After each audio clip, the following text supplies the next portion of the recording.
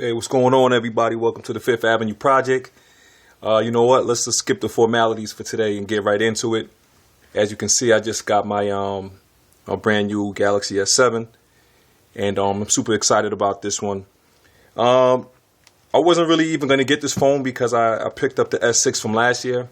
Hadn't even had my phone a year yet, and then lo and behold, there's a new phone on the market that's making my mouth water. So basically, I just figured I'd do the upgrade because of the added features, the low light performance of the camera, the waterproofing features, the dust proof, the expanded battery, among other things.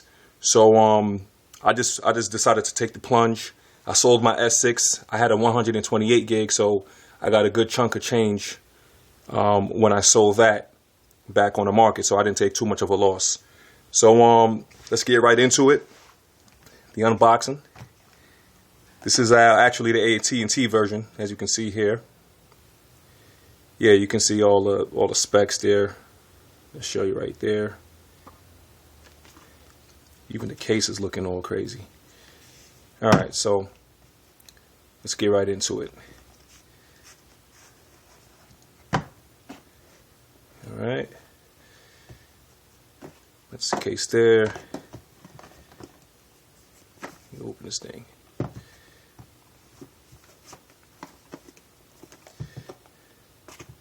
Alright, there we go. Alright, there's your quick start.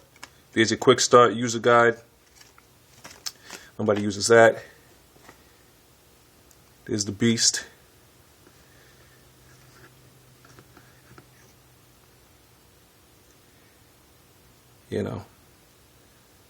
I bought this unlocked, by the way. I don't believe in contracts. I think in the long run, they definitely beat you in your head.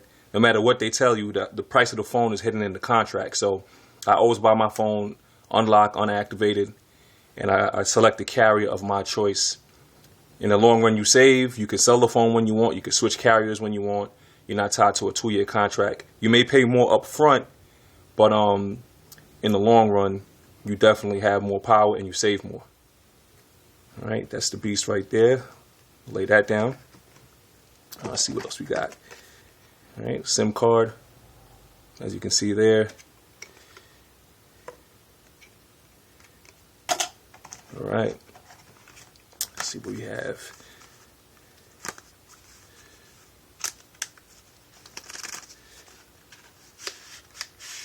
All right, more user guides, instructions. This is actually if you can see at the top here, actually, this is the top. This is how you get the tray open. You use this key right here to open up the tray, right here. So this key for this tray, and basically both your SIM card and your micro SD card, up to 200 gigs, by the way, both go into this tray. What else? That came in here. Of course, micro USB to USB. Then you have the micro USB to USB adapter. Now, this adapter is used if you want to transfer your data from one of your old phones to this new phone. You plug in this end to the micro USB port. You plug in the USB end, and then you plug the other end here into the other phone that you want to transfer the data. That's like the quickest way to get the data from your old phone into your new phone. Just another way to do it. All right. This is the fast charger. All right. Get a focus on that. All right. And what do we have here? Headphones. Of course, the headphones. Got this shit tinted. They even got the glass tinted, man. What's going on? I swear they make these phones like crack. We don't really need phones like this, y'all. We don't got to buy phones every year, every 2 years. But I'm telling you, between Samsung and Apple, they make you feel like you're missing out if you don't get that new phone. I mean, even the headphones got, what's this? Tinted glass right here. Purple tinted glass. Man, get this thing. Back at it. Alright, so took off the tape on the side, and there you go. Those are your headphones. Headphones, the usual. I definitely like the presentation though. You opening it up, you feel like you got something nice, and they should. You know, you spend all this money on the phone, you want the presentation to be good. Alright, so let's get back to the phone now. Let's put this to the side. Alright, the phone, the beautiful phone. Alright.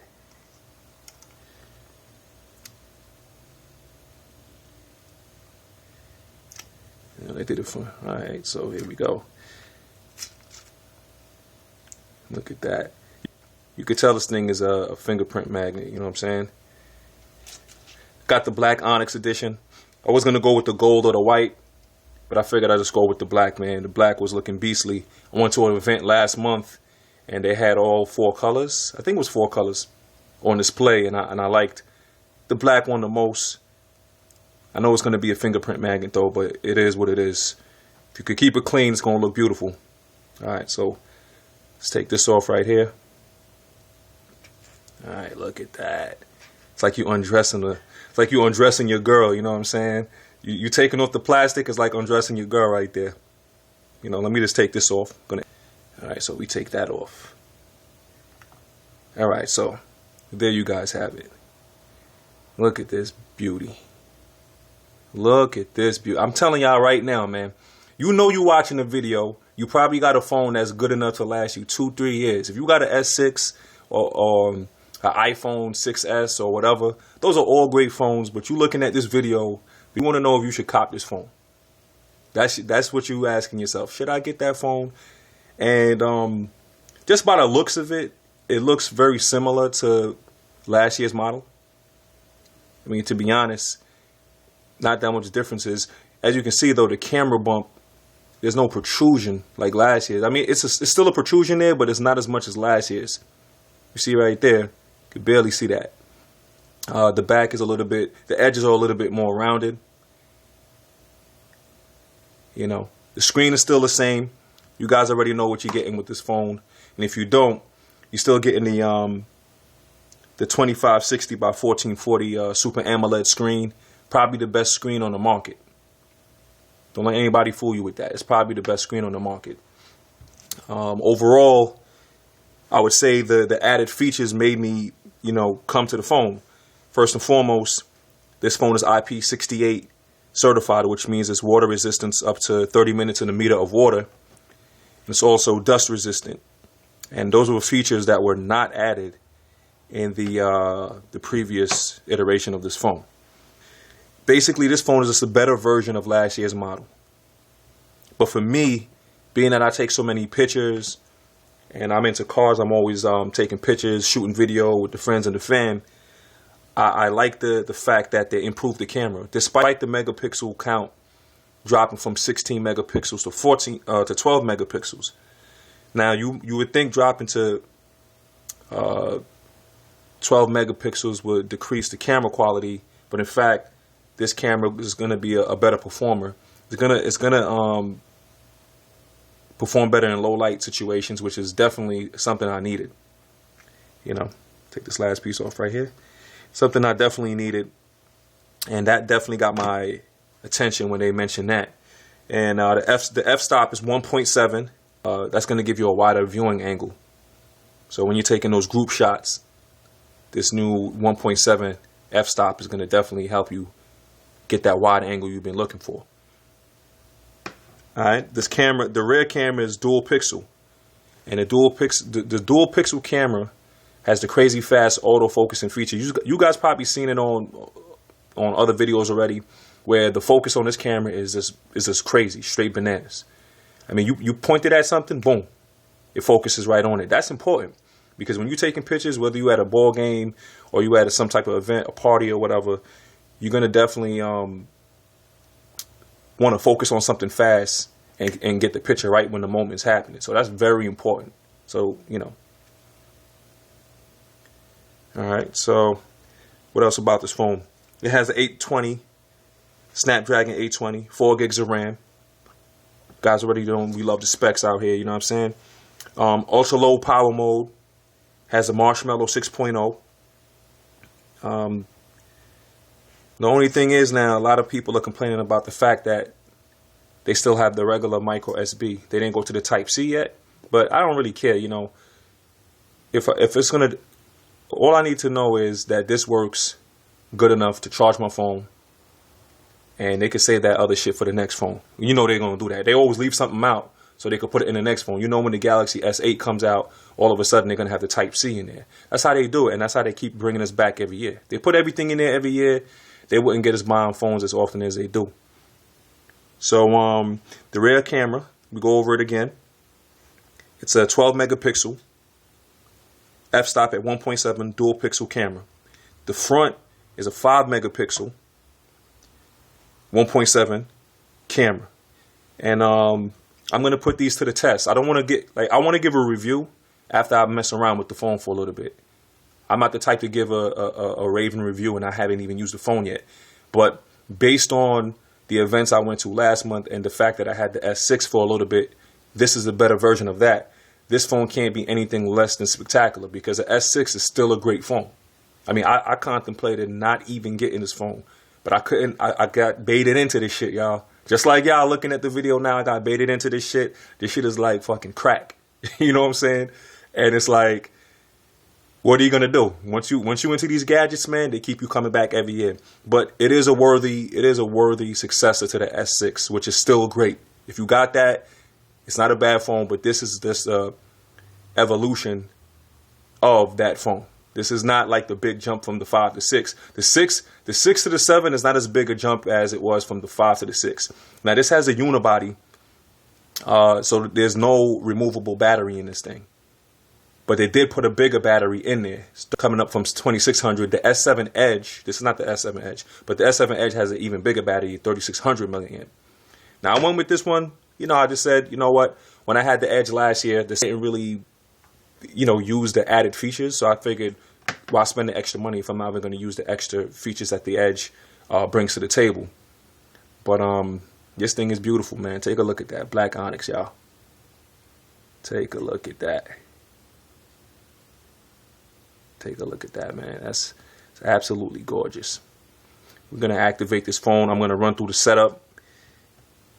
And but, you know, guys, it's the same screen from last year. It has the 4K at 30 frames per second. It has the 1080p at 60 frames per second. All the same stats from last year. No shock there, but it was still good. Like I said, this phone is just is a good step in the right direction. It's not like a major revolutionary, oh my God, I've never seen it before. But you guys know what you're getting with this phone, man. You know, the expandable storage is definitely huge. You could put a 200 gig SD card in this thing. I think that's absolutely huge. Because if you remember last year, they had no option for the expandable storage. So you were either going to buy this 32 gig, 64 gig, or the 128. I ended up buying the 128, but I got a crazy discount on it. I think I got it for about $700. Believe it or not, the 128 was closer to $900. So I wasn't trying to spend that, but I did get a nice discount on it. And I sold it back for a good chunk of change, so I didn't even really take a hit on that. But the fact that they added expandable storage, a lot of people were happy about that. So, you know, over the next couple of days, I'm going to mess around with it a little bit, test out the new features, see what's better about the S6 as opposed to the S7. And let's see if it lives up to the hype. I think it will. I went to some of the events, was able to play around with it. The best thing about the phone, for me, like I said, is the camera. Anytime you improve the camera, it's always a good look for me because I have a mirrorless camera and I also have a DSLR camera. I try to carry my A6000 around, which is my mirrorless camera. It's my smallest professional camera. But sometimes you don't want to feel, you don't feel like carrying that shit around with you, man. You want something good, but you don't want to carry around all the bulk. Now, I'm not saying, a smartphone's camera is anywhere near my mirrorless, but if it could get me 70% of the quality, 80%, I'm good with that. And I just carry this around. If I'm at my car shows, or if I'm taking a picture of my friends' cars or whatever, and this camera is with me, I know I'm taking a good shot or a good video. So when they improved that, that's what brought me back in, to be honest. More so than the other features. But guys, let me activate this phone for a little bit, and then we're gonna come right back into it. We'll go over the features real quick. All right. Let's take a look at the camera now. All right, so we're gonna go over to auto, which most people are gonna use. And you see the picture size, it defaults at 4:3, which gives you 12 megapixels. But a lot of people are going to use a 16:9, which drops it to 9.1 megapixels. Either way, you're going to have good results. It's auto flash off and on. You got the self timer. A lot of these features and effects are coming from Samsung's previous phones. Nothing new here. Unless you're new to Samsung phones in general, then some of these features may be new to you. But definitely, one of Samsung's strengths was always the functionality of the camera and the features that it gives you. Now let's go over to Pro mode. Pro mode is definitely something I'm going to mess around with. I like to be able to tweak my pictures and get the, a desirable result. A lot of people now are going to be interested in this because who's going to be tweaking right before they take a shot? But me, I take pictures of my cars and all of that. And I'm always out with my friends, and I like the picture to look as good as possible without having to go to something like Lightroom. So I definitely love the pro mode, and the fact that you could tweak all those settings. And that's all the other settings right there. You see it, panorama, virtual shot, all the good stuff, man. See what else we got here. If you double tap, brings you to the camera. Boom. You see something good, you don't have to fiddle around with the settings. Again, you double tap that home button, it brings you right to the camera in no time. You capture that perfect moment, because you never know if you see it again, Let's go back to the camera real quick.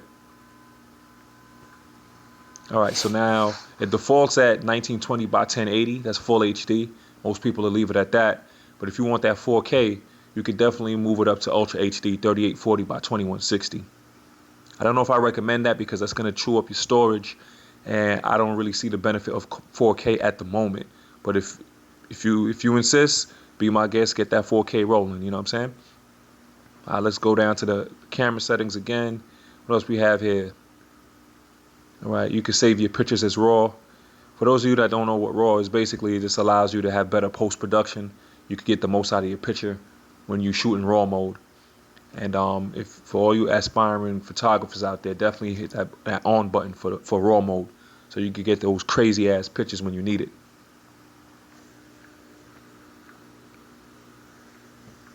All right, display, new feature right there, always on display.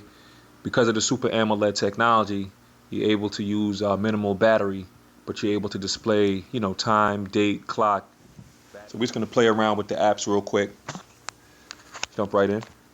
As you can see, not that much bloatware when you compare it to previous Samsung phones. I don't know if it's just because I got an AT&T phone, but only one page of apps out the box. That's a fucking shock, man. All right, let's get into settings. When you get into settings, you're not going to see too much new, but I do like the layout. Not a big fan of TouchWiz, hence why I always root my phones. But the layout is, pretty straightforward. I just clicked on battery here. You can see where your battery's going. You see the fast charging capabilities. No, this is the stuff coming over from the old Samsung phones. This is a different layout, somewhat. Display, we already spoke about the always on display. That's a new feature for the S7.